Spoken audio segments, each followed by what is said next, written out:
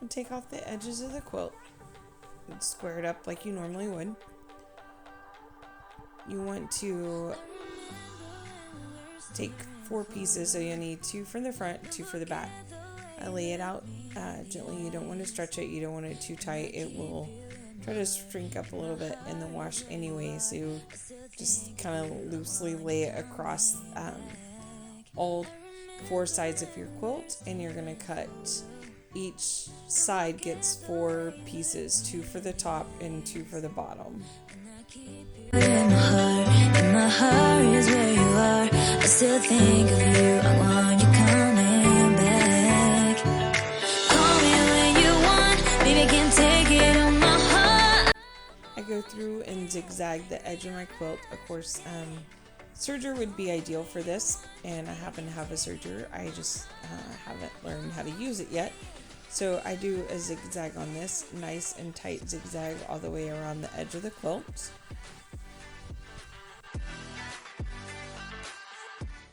So for the first pass, I take 2 of my strips of Chenille-it binding and lay it across the underside of my quilt, because I like to be able to see where I'm sewing. I do a nice tight stitch, and I make it where the edge of the Chenille-it is about 1/4 of an inch off of the edge of my quilt as I stitch all the way around. In my heart is where you are. I still think of you. I want you coming. You want to go nice and slow here. Take your time. Be sure and don't stretch it too tight, because you didn't have it stretched tight when you laid your Chenille-it out to cut it against the lengths of your quilt.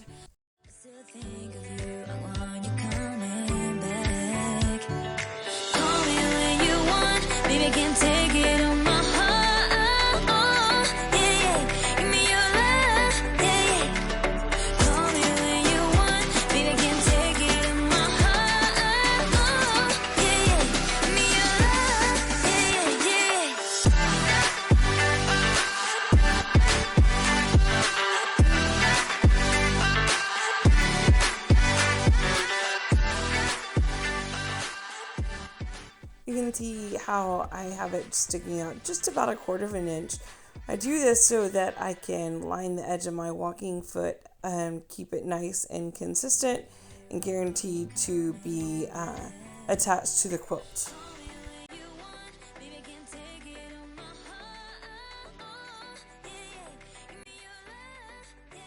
So now with my top pass on, my first pass on top, I take the other 2 pieces and line them up on the bottom.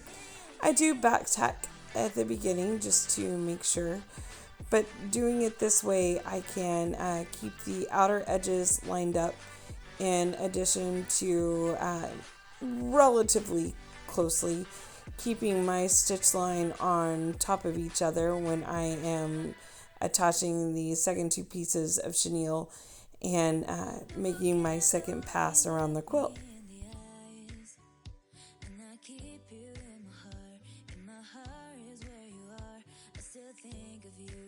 So I just keep doing this all the way around, making sure that I don't pull anything tight or stretch it, and try to keep it as lined up as possible.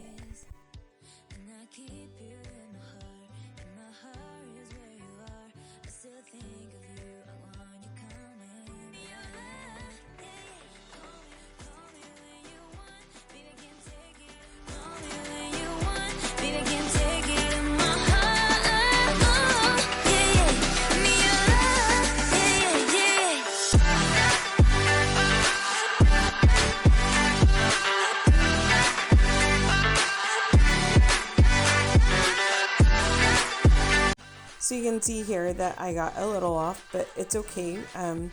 Once the Chenille-it blooms, you won't be able to tell that at all, that I got it rather uneven.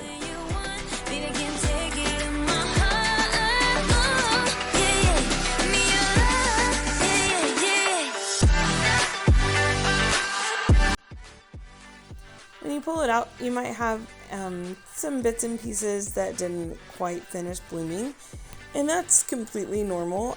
Just a little spritz of water, and either use a Chenille-it brush or a toothbrush can kind of fluff it up a little bit. You put it back in the dryer with some towels will help. It's not a big deal. After a couple of washes, it will continue to finish blooming, and there you have it. Nice and easy, cute, and unique.